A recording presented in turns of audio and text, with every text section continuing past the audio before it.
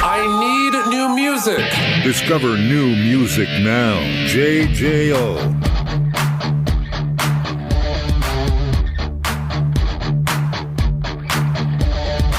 So swallow hard the serpents of many tags and faces hid in plasts all around the slum. Madison Solid Rock 94.1 JJO. Welcome to Discover New Music. So excited about my guest today. Joining me from the Smashing Pumpkins, the legendary Billy Corgan. Billy, how are you, my friend? I'm great. Thank you for asking. It's a beautiful day. As my father always said, any day above ground is a beautiful day.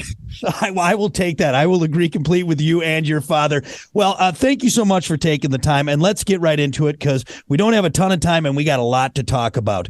The new album, Atum, a rock opera in 3 acts, the latest brainchild from the Smashing Pumpkins. Now, conceptually, this has been described as a sequel to 95's Mellon Collie, and even along with 2000's Machina. Now, let's go back to 95. And when you made Mellon Collie, you're working on that. Was this always in the grand scheme of things to follow up and have this kind of epic continuation, or did this just something that happened organically with this as time passed and this story that you're telling? No, it definitely took on a life of its own. When we were working on Mellon Collie in 94 and it came out in 95, I didn't even tell the band what I was doing because I thought they would just kind of make fun of me. And then once it was out and it was successful, then I sort of started talking about it a little bit. And then they started giving me the side eye, like, oh, you roped us into this thing that we didn't even know we were getting roped into. Once we did Machina in 2000, we recorded in 99. I told the band what I wanted to do and they all agreed to it. And then once we started touring it, they abandoned the concept. So I was the only one on stage living out the concept of the contrivance of the record, and my band members, of course, abandoned me in it. So that became part of the story too. So when I came around to this album and I proposed it about 4 or so years ago, my band members, being James and Jimmy, they just kind of shrugged their shoulders, which in pumpkin language means it's not going to happen. So once the pandemic hit, then I was like, I'm going to do it. I'm not going to tell anybody. So I was back to not telling the band, and here we are. Now, and I don't want to get ahead of ourselves here because obviously we're enjoying this latest one, but does Billy have even more in mind? Are we going to see this epic journey continue through the music of the Smashing Pumpkins? I have started mapping out a sequel. I don't know if we'll do it, but it's certainly fun to map out the idea of where these characters would go. We're currently working on a very, I guess you would almost call it a very early 90s-ish Pumpkins rock record right now. It sounds very much like Gish to Mellon Collie Pumpkins. I'm in the mood for that type of music for some reason. I haven't been in that mood for a very long time. So that's kind of what we're working on.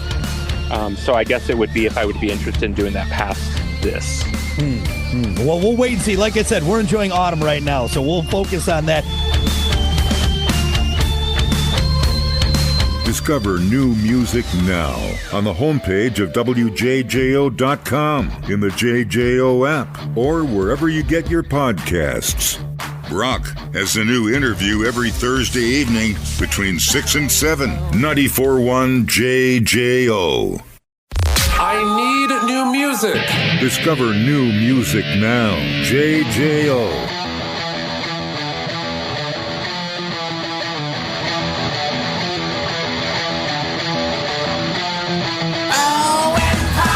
Madison Solid Rock 94.1 JJO and JJO Discover New Music. Our guest this week is Billy Corgan of the Smashing Pumpkins, talking to us about the new release, Atum, a rock opera in 3 acts.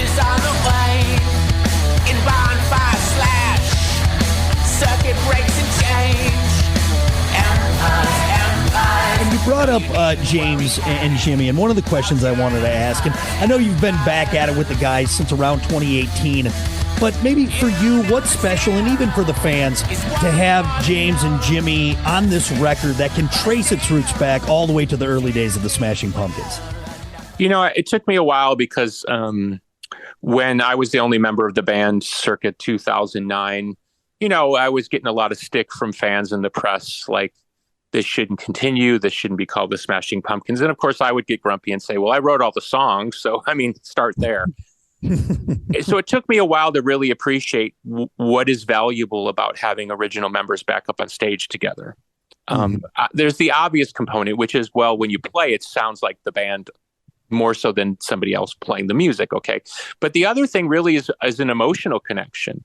Yeah. You know, when we played Cherub Rock, I mean, I'm flashing back to being in a rehearsal space in 1992 with James and Jimmy. Now, I can't say that's what the audience is experiencing, but I think the audience picks up on that feeling that the three people on stage have been in a musical journey for, you know, I think now it's going back 35 years. Usually in the middle of the show, we play an acoustic version of Tonight where just James and I stand there. And I usually say a little something before the song. And I look at James and I'm like, and I literally say over and over again, I can't believe me and this guy started, you know, this band in my dad's bedroom that he sold drugs out of 35 years ago. You know what I mean? Like, I can't believe that we're standing here and pick your spot, whether it's Adelaide, Australia, or Mexico City. I can't believe that what we started, you know, with two geeky guys and a drum machine is still playing in front of audiences of all ages all over the world. It's just mind-boggling. So I think, to your question, when a fan, whether they're a new fan or an older fan, they see us together, it gives them access to that history. Yeah, well, I we're so excited to have you guys together and continuing this Smashing Pumpkins journey with us, this audio journey that we're on, which actually kind of brings me in. You brought in 1988, way back when, drum machine, you guys back there, and all the sounds you've experimented, explored, dabbled with, however you want to put it, with all these different sounds. Evolutionarily speaking, where does this album maybe sit in the sounds of the Smashing Pumpkins? Oh, I love that question. I think, you know, the contrivance of the Atum musical, because it's about a rock star looking, you know, both at his past and his future, it allowed me sort of the space to explore, you know, every era of the band's music. So in a weird way, Atum really is this weird combination of the past, the present, and the future. I can't say I would have done it for any other album, but there was something about the story that brought that out of me. It's such a journey. And of course, 33 tracks with 10 bonus tracks. It's no small feat. And so that kind of brings in this next question. If there is an answer for it, do you have a favorite track maybe, or one that really speaks to you? I really like a song called Space Age, which is kind of it's a little bit of a tip of the cap to kind of Elton John, Rocket Man type stuff. I always like that type of music. Can't say we get there, but we're sort of in the zip code with that song. There's also a song called Neophyte, which it's kind of funny now that people have had the record. Finally, now people are starting to realize it's one of the better songs on the record. I think I always get a little confused, but I understand it now. It is people tend to gravitate towards the songs that are more familiar in style to them. Mm-hmm. Where Neophyte's probably a bit more like, if you know our song I, or, you know, 1979, it's a little bit more in that kind of electronic side of the equation. But now people are starting to figure out this song Neophyte on Atum is one of the strongest songs. Discover new music now on the homepage of WJJO.com, in the JJO app, or wherever you get your podcasts. Rock has a new interview every Thursday evening between 6 and 7. 94.1 JJO. I need new music. Discover new music now. JJO.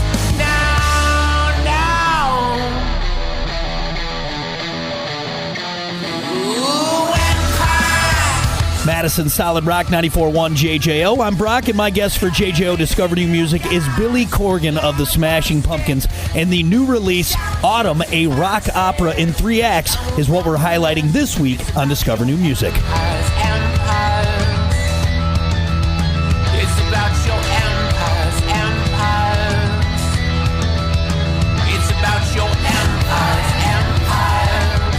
Before we get to rapid fire, one more question. Now, this is the 12th album for the band. You're no strangers to putting these things together. Probably seen it all from studios to stage.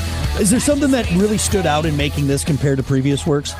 I think it was just how long it took and how many times I got lost along the way. And I had to kind of, find another reason to carry on because, without going too long into the story, I knew that I would face a certain level of negativity because there's a sort of a general thought in the music business, which is like, bands don't have time to listen to all this music, so don't bother with it, right?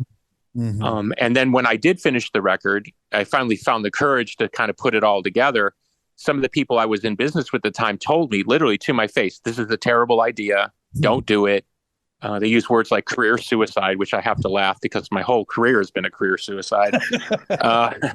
You know, and I just thought this is like, it was like weird. It was like making a record knowing that how the movie ends. And then I finished the record and I got the ending of the movie that I knew I was going to get. A bunch of people were in my ear telling me it was a terrible idea. And somehow, because it took so long to make the record, and I was so sure of the record that I just ignored them, we got rid of working with those people, and we found people who did believe in what we were doing. And now we're enjoying a really beautiful moment that has everything to do with 35 years and the band's history and our willingness, I guess, to take chances.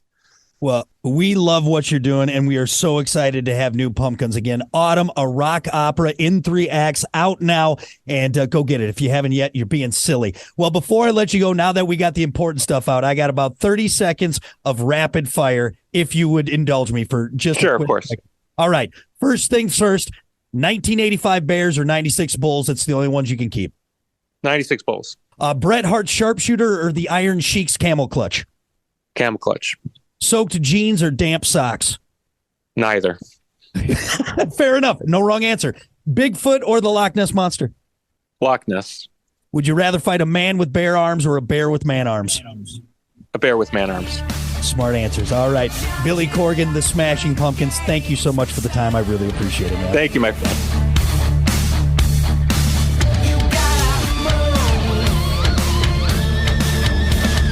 Discover new music now on the homepage of WJJO.com, in the JJO app, or wherever you get your podcasts.